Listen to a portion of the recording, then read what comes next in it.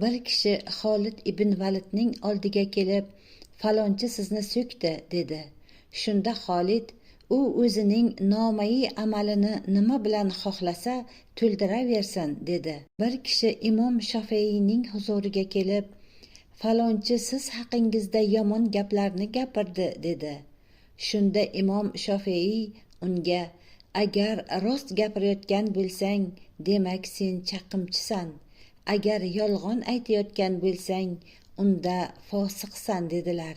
Bir kishi Vahib ibn Munabbihga, falonchi sizni so'kdi, dedi. Shunda Vahib, shayton o'ziga sendan boshqa elchi topa olmabdi-da, dedi.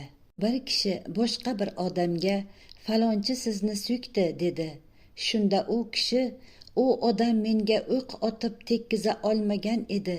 Nima uchun sen u o'qni olib kelib yuragimga sanchding, dedi.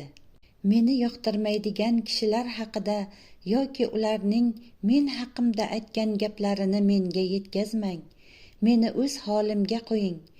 Men hamma bilan kulishib, gaplashib yuray va hamma meni yaxshi ko'radi deb o'ylay, dedini tark etaylik. Rasululloh sallallohu alayhi vasallam menga sahobalarim haqida hech narsa olib kelmanglar.